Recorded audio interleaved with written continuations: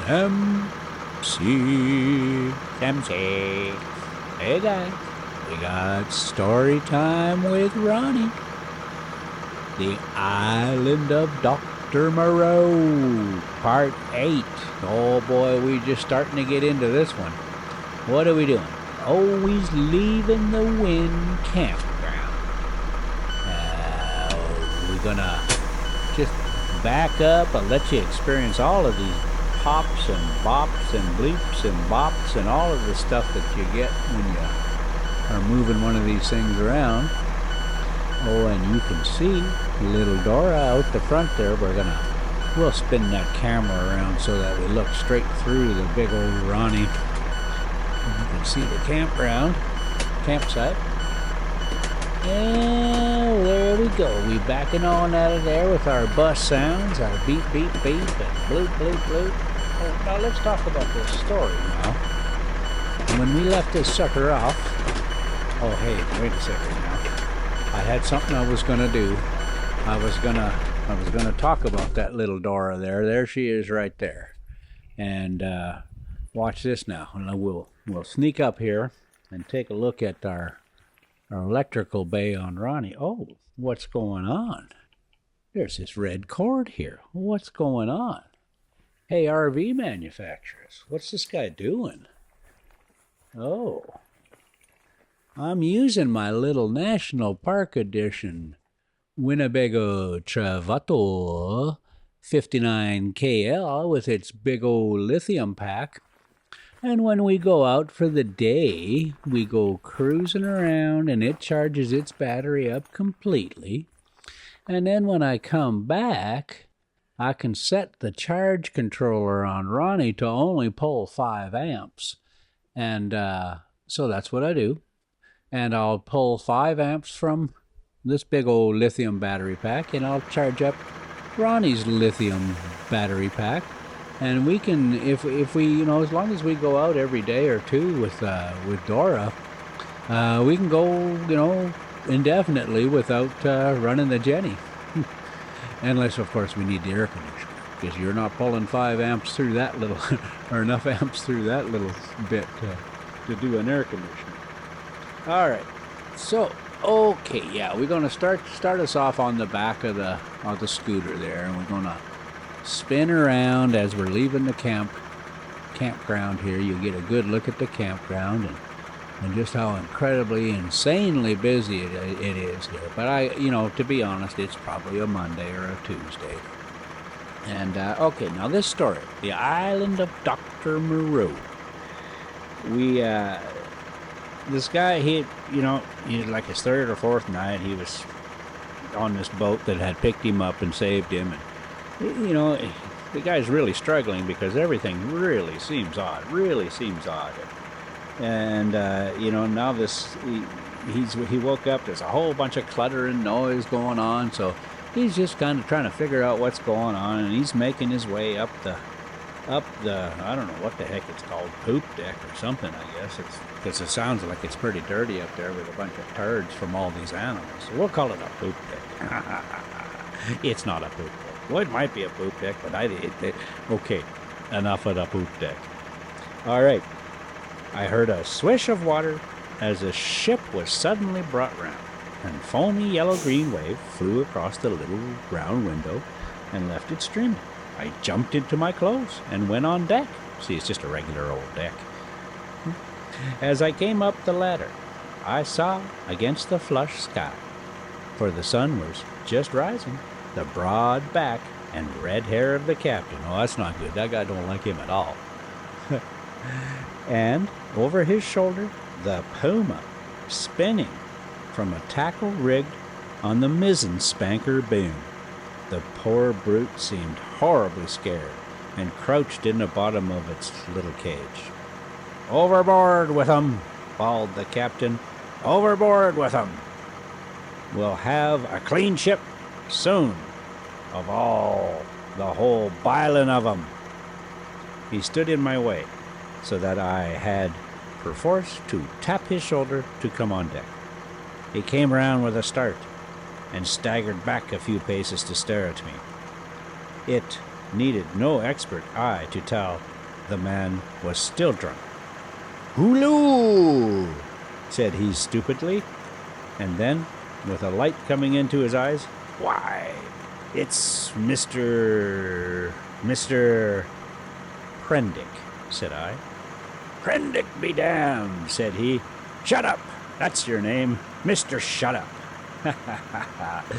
It was no good answering the brute, but I certainly did not expect his next move. He held out his hand to the gangway by which Montgomery stood, talking to a massive white-haired man in dirty blue flannels, who had apparently just come aboard.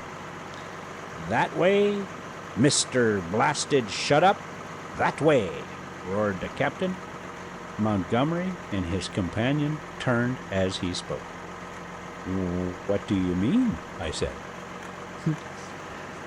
"That way, Mr. Blasted Shut Up. That's what I mean. Overboard, Mr. Shut Up. Then sharp. We're cleaning the ship out. Cleaning the whole blessed ship out. And overboard you go." I stared at him dumbfounded. Then it occurred to me that it was exactly the thing I wanted. The lost prospect of a journey, a sole passenger with this quarrelsome sot, was not one to mourn over. I turned towards Montgomery. Can't have you," said Montgomery, companion concisely. "Can't have me?" said I, aghast. He had the squarest and most resolute face I ever sat eyes upon. "Look here," I began, turning to the captain. "Oh, okay, yeah, we back on the front view. Yeah, that's the difference between riding in the front of the diesel pusher and then, sitting on the back at the scooter there. There's a significant amount of engine noise that you don't hear up front." "Okay, but Montgomery," I appealed. "Okay, here we go. Overboard, I've done this blessed Oh, okay, overboard," said the captain. "Oh, okay." I got ahead of myself here. "Look here," I began, turning to the captain. "Overboard," said the captain. "This ship ain't for beasts and cannibals, and worse than beasts any more. Overboard you go, Mr. Shut Up. If they can't have you, you goes adrift. But anyhow, you go. With your friends. I've done with this blessed island for evermore. Amen. I've had enough of it." "But Montgomery," I appealed. He distorted his lower lip and nodded his head hopelessly at the gray-haired man beside him, to indicate his powerlessness to help me. "I'll see to you presently," said the captain. Then began a curious three-cornered altercation. Alternately, I appealed to one and the other of the three men. First to the gray-haired man to let me land, and then to the drunken captain to keep me aboard. I even bawled entreaties to the sailors. Montgomery said never a word, only shook his head. "You're going overboard, I tell you," was the captain's refrain. "Law be damned, I'm king here." At last, I must confess, my voice suddenly broke in the middle of a vigorous threat. I felt a gust of hysterical petulance and went aft and stared dismally at nothing. Meanwhile, the sailors progressed rapidly with the task of unshipping the packages and caged animals. A large launch with 2 standing lugs lay under the lee of the schooner, and into this the assortment of goods was swung. I did not see then the hands from the island that were receiving the packages, for the hull of the launch was hidden from me by the side of the schooner.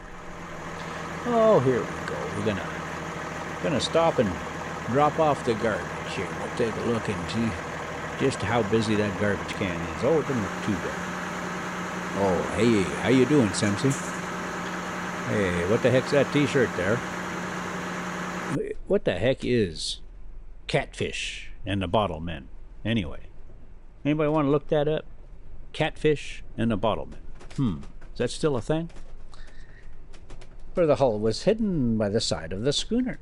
Neither Montgomery nor his companion took the slightest notice of me, but busied themselves in assisting and directing the 4 or 5 sailors who were loading the goods.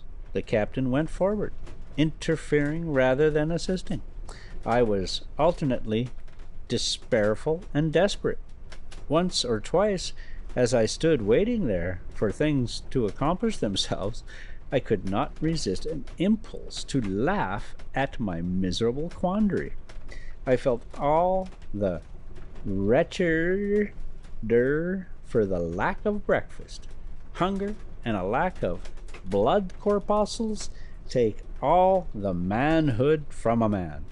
I perceived pretty clearly that I had not the stamina either to resist what the captain chose to do, to expel me, or to force myself upon Montgomery and his companion.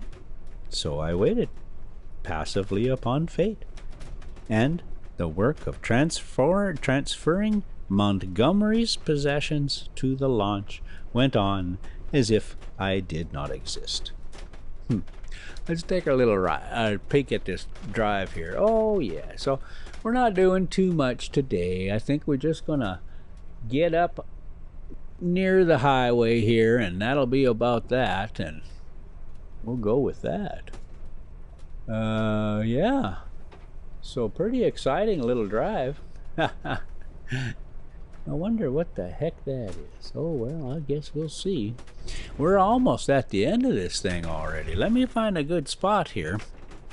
Okay, it went on as if the work didn't exist. I didn't exist. And he kind of doesn't. Presently, that work was finished, and then came a struggle. I was hauled, resisting weakly enough, to the gangway. Even then, I noticed the oddness of the brown faces of the men who were with Montgomery in the launch. But the launch was now fully laden, and was shoved off hastily. A broadening gap of green water appeared under me, and I pushed back with all my strength to avoid falling headlong. The hands in the launch shouted, yep,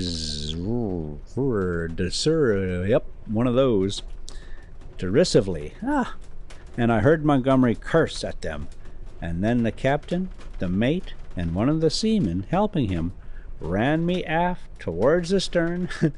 The dinghy of the Lady Vane had been towing behind. It was half full of water, had no oars, and was quite unvictualled. Unvictualled. I'm gonna have to look that one up. I refused to go aboard her, and I flung myself full length on the deck. In the end, they swung me into her by a rope, for they had no stern ladder, and cut me adrift. That's the end of that, buddy. You're going. Out you go. I drifted slowly from the schooner. In a kind of stupor, I watched all hands take to the rigging, and slowly but surely she came round to the wind. The sails fluttered, and then bellied out as the wind came into them. I stared at her weather-beaten side, heeling steeply towards me, and then she passed out of my range of view. Okay, let's put a pin in it right there, guys. Thanks so much for coming. We'll catch you next time. Sam C. And we'll just give you just a moment of the big old Rosie just to make sure we are all on a level keel. Oh, you go, you big old Rosie.